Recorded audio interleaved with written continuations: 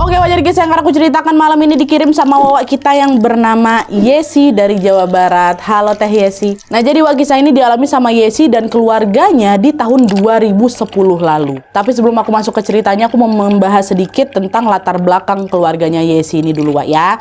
Jadi Yesi ini tinggal sama suaminya Wak yang namanya Aan di sebuah desa yang ada di Jawa Barat. Nah, Aan ini bekerja di sebuah perusahaan yang gajinya nggak terlalu besar katanya. Sementara Yesi ya udah dia cuma jadi ibu rumah tangga aja, karena waktu itu pun Yesi udah hamil Wak, anak pertama, makanya dia nggak kerja waktu itu kan. Nah, pada saat itu Yesi sama suaminya ini hidup pas-pasan Wak. Mereka nempatin rumah yang nggak terlalu besar, tapi mereka hidupnya bahagia gitu. Sampailah pada suatu hari pas kehamilannya Yesi memasuki usia 6 bulan, si Aan suaminya ini diminta pindah tugas ke luar kota sama perusahaannya dan diwajibkan untuk tinggal di mes selama di sana. Jadi mau nggak mau Yesi pun juga nggak bisa ikut pindah ke sana juga Wak, karena kan dia lagi hamil dan nggak dibolehin juga gitu loh buat keluarga. Nah, karena Yesi takut kalau ditinggal sendirian di rumah mereka ini, Yesi izinlah sama suaminya, "Akang, boleh nggak kalau misalnya aku selama Akang pergi aku nginap di rumah orang tua aku aja. Aku takut sendirian di rumah, Kang," katanya. Kata si Aan, "Boleh lah sayang, aku juga malah tenang kalau kamu ada di sana, ada yang ngejagain kamu gitu. Tapi nanti kamu sering-sering pulang ya Kang ya." Kata, "Iya sayang, udah kamu tenang aja. Nanti seminggu sekali aku pasti pulang kok. Janji ya sayangnya." "Iya sayang, janji," kata dia kayak gitu kan. Nah, besoknya pas Aan udah berangkat keluar kota ini, Yesi langsung nginap di rumah orang tuanya yang memang ada di desa lain. Di rumah orang tua itu, Yesi ini tinggal sama bapak ibunya namanya Pak Ahmad dan Bu Yayu, terus sama 5 adiknya yang juga masih sekolah waktu itu. Ada Revi kelas 3 SMK, terus ada Nanang kelas 2 SMP, ada Dion 3 SD, Randy TK, sama Rama adik bungsunya masih 3 tahun waktu itu. Nah, tinggal itu berarti sama Yesi 5 adik, Yesi sama 2 anaknya ber-8 lah tinggal di sana ya kan. Tapi sayangnya beberapa minggu nginap di rumah orang tuanya, Pak Ahmad sama Bu Yayu ini orang tuanya Yesi lagi dihadapkan sama masalah finansial Wak, yang mengharuskan mereka menggadaikan rumah mereka ini untuk bayar hutang. Akhirnya waktu itu Pak Ahmad pun ngajaklah keluarganya untuk mencari kontrakan yang bisa ditinggali sementara waktu. Sebenarnya Wak, waktu itu Yesi itu sempat nawarin, "Udah lama Pak, tinggal aja di rumah aku." Kan dia ada rumah kan sama si Aan kan. Di situ bapaknya nolak, "Nggak usah nak, rumah kamu kan juga nggak terlalu besar kan, nggak cukup kalau untuk ditempati 8 orang. Kasihan pula nanti adik-adik kok tidur dempet-dempetan," kata dia. Jadinya ya udah Pak Ahmad pun tetap nyari kontrakan yang lumayan lebih luas lah gitu. Nah, waktu lagi nyari kontrakan ini ada satu kerabat dekatnya Pak Ahmad namanya Mang Udin yang memang simpati sama keluargaku, simpati sama kondisi keluarga Pak Ahmad ini kan. Mang Udin nawarin lah, "Pak Ahmad, kamu mau nggak tinggal di rumah baruku? Aku tuh kemarin baru habis beli sawah di desa sebelah. Nah, di tengah-tengah sawah itu ada rumahnya Mat. Sama yang jual katanya rumah itu udah include pembelian sawah. Lumayan besar kok rumahnya Mat, daripada kosong ya kan. Aku juga udah ada rumah, kok tempatin dulu aja lah itu sampai kamu bisa nembus lagi rumahmu. Udah nggak usah bayar, tenang aja, udah gratis kok sama aku. Kok kan kawan aku," kata si Mang Udin ini. Baik Mang Udin Wak. Nah, awalnya Pak Ahmad itu sempat ngerasa nggak enak sama kawannya kan.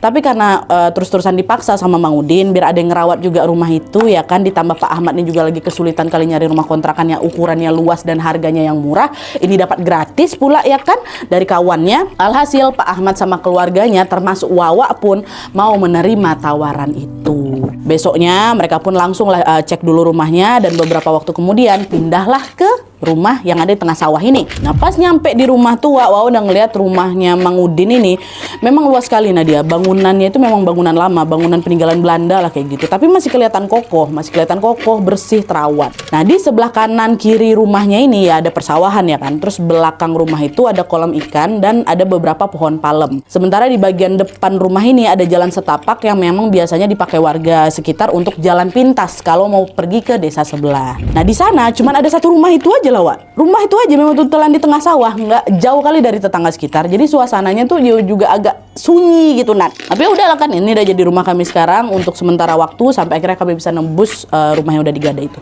Tinggallah di situ. 2 minggu pertama tinggal di rumah itu, hidup Yesi dan keluarganya masih aman-aman aja. Hidup Yesi apalagi, Aan juga awalnya masih rutin tuh pulang seminggu sekali untuk nengokin istrinya yang lagi hamil tua ini kan. Tapi pelan-pelan sikapnya Aan ini berubah, Wak. Dari yang perhatian, udah mulai jaga jarak. Dari yang pulang tiap minggu, udah jadi 2 minggu sekali, Nat. Lama-lama sebulan sekali, sampai makin jarang pulang. Alasannya tuh juga selalu sama kalau setiap kali tanya, capek bolak-balik yang kata dia kayak gitu. Padahal waktu Yesi coba tanya ke teman kerjanya Aan, katanya nggak ada lembur, nggak ada kerjaan tambahan, nggak ada kerjaan weekend gitu. Dan bukan cuma jarang pulang aja Wak ya, kiriman uang bulanan aku juga Nadia ya makin dikit. Bahkan pernah Yesi itu cuma dikasih 10.000 sebulan Wak. Itu zaman 2010, 10.000 tuh paling cuma dapat sekilo 2 kilo berasnya. Cuma dapat segitu 10.000. Mulai overthinking lah Yesi di situ kan Wak, dan merasa ya makin ditelantarkan, makin ditinggalkan sama suaminya. Apalagi kehamilan ini kehamilan pertama, dia butuh ditemani kali. Nah di sisi lain pula kondisi ekonomi keluarganya Yesi, Pak Ahmad sama Bu Yayu ini juga lagi terpuruk-terpuruknya kan Wak. Mereka baru aja ngegadai rumah, ini juga numpang rumah orang, dan waktu itu juga orang tuanya jadi kerja serabutan. Adik-adik aku dia sampai kesulitan makan. Bahkan pernah tuh, ini sedih juga Wak, adiknya nyuri singkong gara lapar. Sampai dia bilang sama Yesi, Kak nanti kalau kita ada duit kita ganti singkong ini ya Kak, itu katanya. Pernah juga Yesi coba pinjam uang ke kerabatnya kan Wak, bukannya dibantu, dicaci maki aku, dia dihina aku, disalahkan aku, gegara aku nih dianggap jadi beban keluargaku gitu. Omongan-omongan itulah Wak yang makin menghancurkan mentalnya Yesi sampai dia sempat menyesali keputusan menikah muda. Tapi kayak gimana semua udah terjadi ya kan, dan Yesi pun terpaksa menjalani kehamilannya itu dalam tekanan batin dan juga rasa bersalah yang menumpuk. Nah pada saat pikiran Yesi ini lagi kacau-kacaunya, tiba-tiba ada ibu-ibu namanya Bu Arum, orang desa situ juga Nadia, yang nanya ke Yesi sama keluarganya. Nanya ke Yesi, sorry. Yes, aman kah kalian tinggal di rumah ini katanya. Aku jawab, aman gimana dulu nih Bu? Banyak masalahku dalam hati aku gitu kan. Aman gimana dulu nih Bu? Ada yang aneh-aneh nggak? Kata Bu Arum. Aneh? Nggak ada tuh Bu. Kenapa emang gitu? Kemarin waktu aku lewat sini, aku lihat ada nenek-nenek pakai kacamata, terus dia pakai baju kebaya, lagi ngerokok di samping rumah kalian. Aku pikir itu anggota keluarga kalian, tapi waktu aku sapa nenek tuh, Nek, kayak gitu kan, diam aja dia. Jadi ya udah aku lanjut lagi jalan. Terus nggak lama tuh aku jalan, aku tengok lagi ke belakang, nenek udah nggak ada Nak, kata gitu. Dan nggak cuman itu aja rupanya Wak. Bu Arum ini juga cerita kalau suaminya Bu Arum pernah ngelihat ada bapak-bapak, dia pakai sorban putih Wak. Dia lagi duduk di samping rumahnya Yesi juga sambil ngerokok juga. Dan sama kayak nenek-nenek sebelumnya itu, waktu bapak bersorban ini disapa, nggak digubris sama sekali.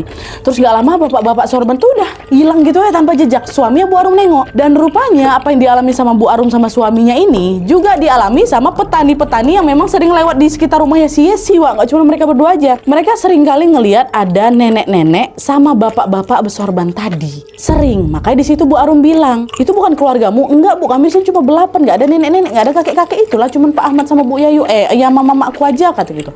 Ya udah kalau gitu kalian hati-hati ya, banyak-banyakin doa. Kayak rumah ini memang banyak penunggunya lah Nak, kata dia kayak gitu. Awalnya aku nggak pikirin ucapan Bu Arum itu, orang mikirin masalah keluarga aku aja udah bikin pening sendiri ya, karena mikirin nggak lebih seram lagi cerita aku Bu gitu kan. Ditambah lagi juga selama tinggal di sana Yesi sama keluarganya tuh nggak pernah ngerasa ada yang pernah ngeganggu gitu, nggak ada, ya aman-aman aja. Ya udahlah Bu ya, makasih ya Bu ya, nanti kami banyak-banyak doa gitu, kata si Yesi. Dah, lupain aja tuh sama Yesi. Tapi ternyata tidak lama setelah itu keluarga Yesi mulai ngalamin kejadian mengerikan di rumah itu. Bahkan Yesi sama adik-adiknya sampai dinampakin sosok-sosok seram yang beda-beda pula wujudnya Nat.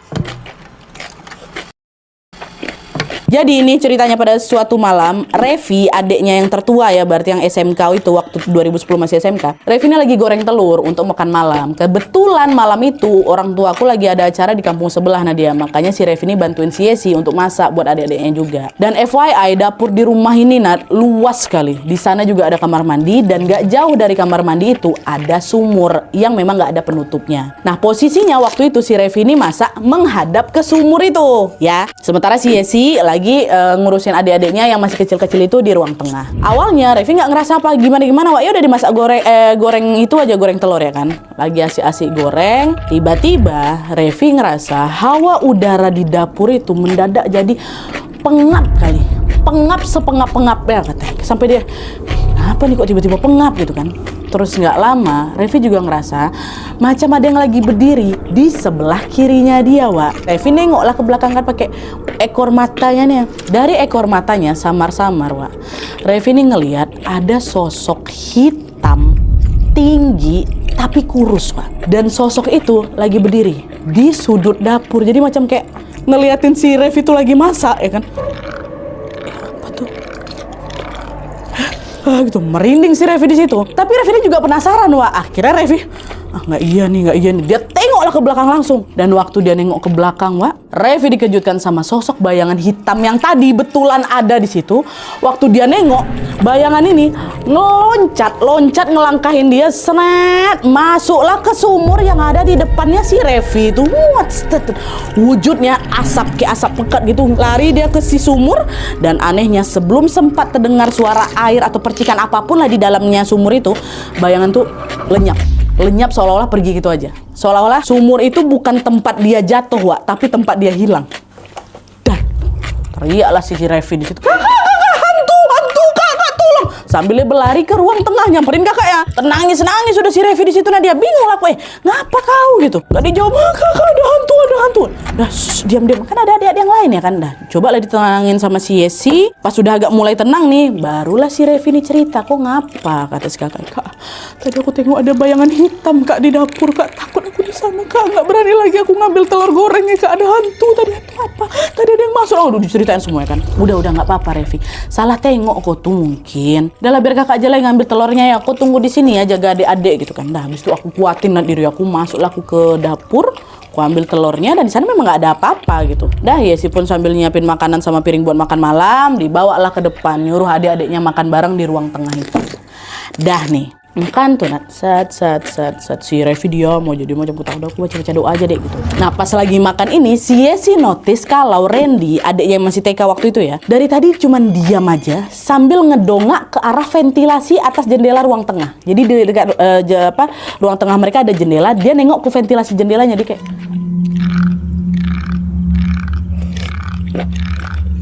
gitu, Wak. Matanya ke kiri, ke kanan, macam lagi ngeliat sesuatu yang gerak-gerak di atas jendela itu kan.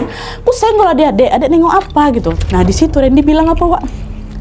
Kak, ada tangan, Kak, lagi jalan-jalan di atas jendela. Potongan tangan, Kak. Tangannya berdarah-darah. Terus hilang tangannya, Kak. Jadi masih potong tangannya jadi tengok. Gitu, astagfirullahaladzim. Heboh lah adik-adik aku di situ kan. Kak, kenapa? Revi yang tadi lihat bayangan hitam di dapur, pucat dia langsung. Suasana makan yang tadinya biasa aja mendadak. Kak, kenapa? Jadi udah agak tegang tuh. Aku sendiri pun merinding Nadia. Tapi mau gimana? Aku tetap paksa tenang. Aku berdiri pura-pura ngecek ke arah jendela sama ventilasi itu. Padahal jantung aku juga deg-degan tuh. Ada jangan kau nampain tangan kau ya Nadia. Setan gitu kan. Pergilah ke sana. Nggak ada apa-apa Nadia. Nah kok nggak ada apa-apa, balik lagi. Gak ada apa-apa, Dek. Mungkin cuma bayangan atau memang adik lagi ngantuk aja. Udah gak ada apa-apa, kakak udah tengok kok. Walaupun gak ada yang betul-betul percaya, waktu itu aku yakin kali mereka akhirnya milih diam dan nerusin makan dengan suasana yang memang udah gak senormal tadi. Nah dia masing-masing udah pasti sibuk sama pikirannya sendiri tuh. Nah untuk menghilangkan rasa takut, abis makan Yesi ngajak adik-adiknya nonton TV dulu. Sama-sama di ruang tengah ya kan. Sambil nunggu orang tuanya balik. Pak Ahmad sama Bu Yayu belum pulang tuh. Sampailah sekitar jam 9 malam, Yesi sama adik-adiknya akhirnya dengar ada suara langkah kaki yang ngedeketin rumah. Heboh lah adik-adik, ih bapak pulang, mama pulang gitu kan. Pergilah ini langsung si Dion yang langsung lari ke depan untuk ngebukain pintu. Tapi pas pintu kebuka nggak ada orang sama sekali, nggak ada. Ditengok ke kanan kiri nggak ada siapapun. Pucat si Dion kan, dia tutup pintu, lari dia langsung ke aku. Kakak nggak ada orang. Adik-adik yang lain juga ikut ketakutan. Nah belum reda rasa takut itu, Wak, mereka kembali lagi dikagetkan dengan suara ketukan pintu yang berkali-kali dari arah depan itu, dari pintu depan. Makin lama makin kencang lah dia. Bangun aku tengok, aku buka horden, diam, dan waktu ditengok ke depan nggak ada orang sama sekali. Makin nggak enak firasat aku, nggak betul ini, diganggu kami malam tuh ya kan. Akhirnya Yesi balik lagi, dia suruh udah Dek tenang, nggak apa-apa kok, itu salah, itu binatang tuhnya. Dah yuk kita masuk kamar aja, yuk tidur yuk. Dan antara adiknya ke kamar, ditemenin sama si Dion, mereka tidur. Si Yesi keluar lagi sama si Revi, tetap stay nunggu di ruang tengah, nunggu orang tuanya balik sambil baca-baca doa. Dek, baca doa, nggak betul ini gitu kan. Untungnya waktu mama bapaknya Yesi betulan pulang, Wak, udah nggak ada lagi kejadian yang aneh. Itulah terakhir waktu diketok-ketok pintu itu. Cuman waktu orang tuanya balik, Yesi belum berani cerita, Wak, ke orang tuanya. Jadi waktu mereka pulang, Yesi juga udah langsung tidur. Tapi ternyata gangguannya belum selesai sampai di situ aja, Wak. Malamnya nih sekitar jam 2 malam, si Rama yang adik bontotnya si Yesi yang masih kecil itu, masih 3 tahun, tiba-tiba kebangun. Terus dia nangis, dia sekencang-kencangnya ya kan, sambil juga teriak-teriak sampai serak suara si kawan itu. Padahal sebelum-sebelumnya Rama nggak pernah kayak gitu. Bahkan itu mungkin kali pertama aku nengok dia nangis sehisteris gitu. Ditenangin lah kan, anak kenapa? Terus digendong-gendong masih menangis. Baru berhenti jam 2 malam. Ditanyakan, adek kenapa? Dia diam dia. Biasanya anak kecil apa ya? Ada ini apa gimana lah kan, nggak diam dia nggak cerita apa-apa, dia milih lanjut tidur lagi. Dan kejadiannya si Rama ini berulang setiap hari. Nadia, Rama selalu kebangun setiap jam 2 malam, terus dia nangis histeris, teriak-teriak sampai seserak itu suaranya, macam kayak ngeliat sesuatu yang nggak betul gitu kan. Tapi setiap kali dia berhenti nangis, dia juga nggak pernah mau cerita dia lihat apa gitu. Besoknya pun kalau ditanya dia nggak mau cerita, diam aja dia. Disitulah baru Yesi cerita ke mama bapaknya, "Ma, kayaknya dia nggak beres lah sama rumah nih. Kemarin tuh waktu kalian pergi acara kampung di sebelah, aku sama adik-adik digangguin, Ma. Revi lihat bayangan hitam. Randy nengok sepotong tangan kata di ventilasi jendela. Kami semua, Mak, berenam diganggu sama suara ketukan pintu. Dicek keluar nggak ada orang. Kenapa ya, Mak, Pak? Apa mungkin gara-gara kita belum ngadain doa bersama ya, Pak, waktu pindahan? Memang belum, Nadia, keskip sama kami." Nyautlah bapaknya, "Loh, kok kamu baru cerita sekarang, Kak? Yaudahlah, besok bapak panggilin lah teman papa buat meriksa rumah ini sekaligus bacain doa gitu." Dah. Besok malamnya Pak Ahmad manggil kawannya, namanya si Pak Agam, kawan yang tadi tuh. Pak Agam ini memang kayak peka kayak gitu lah, Wak. Waktu datang Pak Agam periksa lah itu isi rumah, termasuk meriksa kondisinya Rama yang nangis-nangis jam 2 malam tuh. Pak Rama baca-baca doa buat Rama, dia keliling rumah juga sambil baca-baca zikir. Terus habis itu Pak Agam duduk ngobrol di ruang tamu sama Yesi. Pak Ahmad sama Bu Yayu masih nungguin Rama, Wak, di kamar. Cuma sama Yesi aja berdua. Nah, waktu itu Pak Agam ini nggak ngomong banyak, nah dia cuma bilang, "Kalau kalian masih lama tinggal di sini, tolong jangan sampai pikiran kalian kosong. Harus banyak-banyakin zikir, Teh. Di rumah ini memang banyak kali penunggunya," kata si Pak Agam kayak gitu. Nah, nggak lama setelah Pak Agam ngomong ini, entah kenapa aku tiba-tiba ngerasa hawa udara di ruang tamu tuh, Nadia, panas, pengap. Terus juga di saat yang bersamaan, Yesi nengok raut wajah sama gesturnya Pak Agam ini berubah macam gelisah, macam ngelihat sesuatu yang berpindah-pindah di sudut dinding kan. Si Revi kemarin, Revi si Dion, si siapa kan adiknya Randy. Yesi juga merhatiin lah akhirnya arah sorot matanya Pak Agam kan. Dan tepat saat Pak Agam memandang ke arah dinding ruang tamu dan aku nengok juga ke sana, Nadia. Disitulah samar-samar si Yesi ini ngelihat ada sosok kepala botak, tangannya cuma satu, nah tangannya cuma sebelah, dan tangan itu lebih panjang dari kakinya. Ada di situ sosok itu merangkak di dinding, nah dia terus dia loncat ke lemari, dia loncat ke kursi, dia loncat lagi ke langit-langit rumah, gitu. Lemari, kursi, atas. Kayak gitu berpindah-pindah. Itu yang ditengok si Yesi, berarti itu juga yang ditengok sama si Pak Agam kan? Nge-freeze aku di situ, nge-freeze sejelas itu. Jangan-jangan ini sosok yang ditengok sama si Rama kemarin juga nih. Soalnya kan dia berpindah-pindah kan. Cuman kemarin Rama nengok tangan. Ini aku nengok wujudnya setengah tangan dia. Sama badannya. Rama kan juga nengok kemarin. Gini-gini kan. Kayak gitu dia. Itu yang aku tengok. Astagfirullahaladzim. Di situ asli aku udah mau teriak sekuat-kuatnya. Tapi kan nggak keluar suara tuh. Dan seolah tahu apa yang terjadi, Pak Agam langsung ditepuk pundaknya si Yesi. Terus dia bilang, "Baca-baca zikir ya.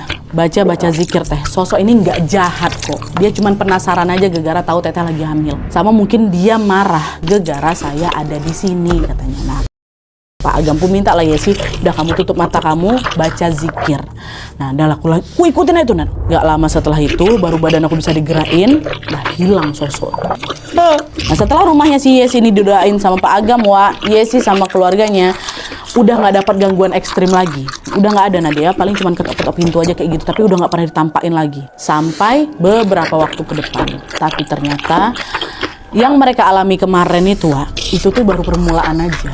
Karena di hari aku melahirkan, Nadia, disitulah puncak kejadian itu terjadi. Masuk. Jadi waktu Yesi ini mau lahiran, Pak Ahmad manggil bidan ke rumah. Tapi entah kenapa waktu itu Pak Ahmad ini tiba-tiba punya feeling gak enak, macam ngerasa ada energi buruk gitulah di sekitar rumahnya. Udah gak enak perasaan bapak waktu itu sama dia. Jadi Pak Ahmad ini gak cuma manggil bidan aja, dia panggil Paraji juga, dukun beranak yang memang paham soal persalinan dengan hal-hal yang kayak gitulah. Nah, pas bidan sama Paraji ini udah datang, persalinan Yesi pun dimulai sebelum maghrib. Nah, awalnya untuk persiapan lahiran ini masih lancar-lancar aja tuh. si Bu Bidan dibantu sama Pak Raji udah di posisi masing-masing ya kan. Sementara Pak Ahmad sama Bu Yayu ikut nemenin juga di kamar. Tapi tiba-tiba di tengah proses lahiran itu, udah mulai Yesi samar-samar ngelihat ekspresi bapaknya macam khawatir kali, dia jalan mundar-mandir di dalam ruangan itu. Begitu juga sama Bu Yayu ya kan, mamanya. Nah di saat yang sama si Bu Bidan sama Pak Raji ini kelihatan kayak gelisah gitu, macam kayak buru-buru kali gitu loh waktu ngebantu proses lahiran tuh. Soalnya pengen cepat-cepat bayinya tuh dilahirkan, dikeluarkan gitu. Kayak panik semua, nggak ada kayak enjoy-enjoynya, nggak ada. Sampai jam 9 malam bayi itu juga nggak keluar-keluar. Makin panik si bapak di situ kan, dia pun memutuskan buat manggil Uwa Ina. Uwa Ina ini sepupunya mamaku Nadia. Dia ngerti juga yang kayak gini. Datanglah Uwa Ina. Nah pas Uwa Ina datang, ekspresinya langsung tegang, Wak. Dia nggak ngomong apa-apa Nadia, tapi dia langsung nyamperin si Yesi yang memang masih mengejan di dalam kamar itu. Dan habis itu Wak Ina genggam tangannya Yesi, dia mulai baca jampe-jampe kan. Makin lama bacaannya makin keras, entah apa lah disebut sama dia, dan pegangan tangannya juga makin erat. Bahkan Wak Ina ini juga sampai berkeringat, macam memang lagi nahan sesuatu yang berat gitu di tangannya sih Yesi. Terus nggak lama, sekitar jam 11 malam, 2 jam kemudian nih Nat ya, keluarlah anak aku, bayinya Yesi lahir. Selamat untuk Nadia, laki-laki.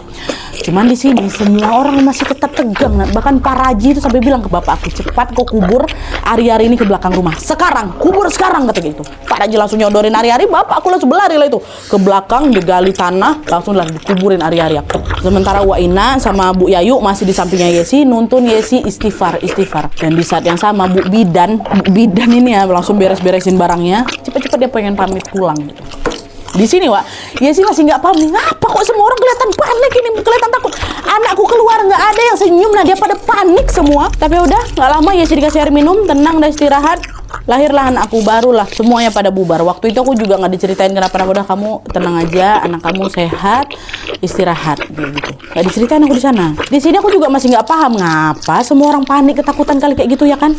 Tapi yang jelas sejak saat itu, sejak anak aku lahir sampai beberapa hari ke depan, Nadia, mama bapak aku lebih protektif sama aku, nggak kayak biasanya. Aku mau kemana-mana harus selalu ditemani, bayi aku juga harus selalu dijaga. Bahkan aku mau ke kamar mandi aja nih, tetap harus ada yang ikut masuk ke dalam kamar mandi. Nggak boleh aku sendirian. Si An kayak gimana? Nanti aku ceritain. Nggak ada si An, nggak balik si An. Dah, terus entah kenapa selama beberapa hari pasca lahiran ini, Wak, Yesi ini sering ngerasa badannya panas. Terus kepalanya jadi terasa berat. Terus dia ini suka kayak teriak-teriak nggak jelas gitu loh. Yang kalau dilihat dari POV orang lain, Yesi ini macam kerasukan. Dan menjelang syukuran 7 harian bayinya si Yesi, Wak, Yesi baru notice kalau di paha sebelah kanan aku Nadia ada macam luka cakar gitu loh, luka cakar 3 jari. Baru ngeh dia menjelang hari ke-7 udah macam berbiru keunguan gitu. Aku nggak tahu itu gara-gara apa Nadia. Cuma di situ setelah aku nengok luka ini baru aku ingat, oh ya ini harus kutanya ini aku ada luka selama 7 hari setelah aku melahirkan, aku nggak kenapa-napa. Ini pasti ada hubungannya waktu aku melahirkan. Apa yang sebenarnya terjadi waktu aku lagi melahirkan, ya kan? Waktu acara syukuran akhirnya Yesi minta lah orang tuanya jujur sama dia. Ngapa Pak? Ada apa? Ada masalah waktu aku lahiran gitu kan.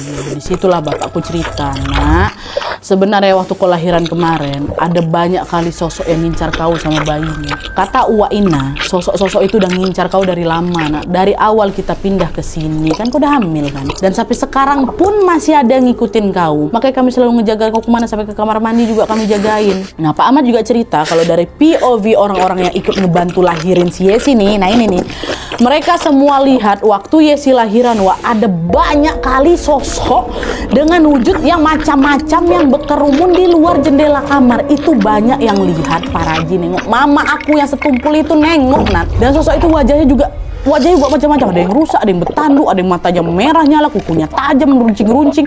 Bahkan ada juga sosok kepala botak yang tangannya cuma sebelah. Yang kemarin aku tengok sama si Yesi itu, ditengok sama mamaku, ada dia botak, tangannya sebelah kayak gitu. Hah, padahal itu aku nggak pernah bilang sama mamaku, Nat. Ada semua di studio berdesak-desak mau masuk dari luar jendela tuh, cuma nerobos masuk ke dalam, Nak. Dan kata Wak Ina, sosok-sosok ini banyak juga maksudnya. Ada yang ngincar bayinya Yesi, ada yang ngincar Yesi, bahkan ada juga yang ngincar ari-arinya si Yesi. Makanya para Raji langsung nyuruh Pak Ahmad, kuburin cepat-cepat, kubur cepat-cepat kayak gitu kan. Ada yang ngincar itu juga. Itulah kenapa suasana pas Yesi melahirkan itu kerasa tegang kali. Meski Wak Ina ini udah bacain doa, mama bapak juga udah bacain doa, ada beberapa sosok yang masih terus ngegangguin Yesi. Salah satunya si kepala botak itu, Wak. Kepala botak yang pernah dilihat sama si Yesi itu. Rupanya sosok ini juga lah yang udah nyakar paha kanan aku, Nadia. Wak Ina bilang, dari awal rumah ini memang udah banyak penunggunya. Rumah ini udah kosong lama, 12 tahun loh kosongnya. Tapi aslinya mereka semua tuh nggak jahat, Pak Bu. Enggak, mereka mulai gangguin kalian ya gara-gara Yesi. Lagi banyak pikiran. Sering kosong pikiran Yesi ini aku lihat. Nah, itulah yang undang makhluk jadi datang ke sini, jadi pengen mau apa, ngincar kau, ngincar bayimu juga. Gitu. Nah, denger itu, nah ini setelah si Yesi, Wak. Dia memang ngerasa sejak ada masalah sama lakinya itu, sama si Aan, pikirannya betul-betul kacau kali. Apalagi waktu si Yesi lahiran, Wak. Aan memang sempat pulang ngejenguk bayinya. Tapi cuman bentar, nah. Bentar aja. Habis itu dia pergi aja, nggak pamit. Dan sejak saat itu, si Aan ini nggak pernah lagi ngasih kabar. Ditambah lagi juga sebelum melahirkan, Yes ini kan juga sering dengar omongan-omongan kerabatnya yang nyakitin hati dia kali kan, Wak. Makanya Yes ini jadi sering overthinking, jadi sering ngelamun, dan juga kadang-kadang nangis sendirian. Padahal Pak Agam, si orang pintar kawannya bapak yang pertama kali itu, pernah kan ngingatin Yes jangan sampai pikiran kosong ya nak, selama masih tinggal di rumah ini. Tapi macam mana Nadia, aku nggak bisa lah ngendaliin pikiran aku sendiri ya kan. Apalagi aku juga lagi hamil, yang otomatis juga perasaan aku lagi sensitif-sensitifnya. Nah, disitulah Wak Yes ini baru percaya kalau ternyata pikiran kosong memang bisa mengundang makhluk-makhluk itu datang. Ya, jangan kosong pikiran kalian. Dan untungnya setelah setelah diadakan acara syukuran untuk bayinya Yesi, sekaligus juga acara doa-doa di rumahnya Yesi ini, Wak, gangguan-gangguan itu pun pelan-pelan hilang. Walaupun memang nggak sepenuhnya ya Nadia, tapi ya udahlah, hilang. Tapi di situ perasaan Yesi masih belum lega, Wak, karena setelah kejadian itu hubungan Yesi sama si Aan ya makin merenggang, makin nggak jelas, sampailah di satu titik Aan betul-betul nggak pernah pulang, dia nggak pernah kasih nafkah apalagi sama aku, sama anak aku. Akhirnya dah habis kondisiku pulih, Aan cari kerja, aku nabung biar aku bisa tebus rumah mama bapakku lagi. Aku nggak butuh lagi Aan parah tuh. Ya betul, setelah kondisinya si Yesi membaik, Yesi betulan ngelamar kerja dan alhamdulillahnya dia diterima di sebuah perusahaan otomotif yang gajinya lumayan mantap, Nadia. Dan dalam waktu beberapa bulan saja Yesi bisa mengumpulkan banyak uang untuk nebus rumah orang tuanya lagi. Mereka pun pindah dari rumah berhantu di tengah sawah ini. Terus nggak lama Yesi ngajuin gugatan cerai ke si AA. Dan kabar terbarunya sekarang Yesi sudah menemukan pasangan pengganti yang jauh lebih pengertian lagi, Nadia, laki aku sekarang. Tanggung jawab kali kata si Yesi, sama keluarganya Yesi juga dia perhatian. Gitu, Wak.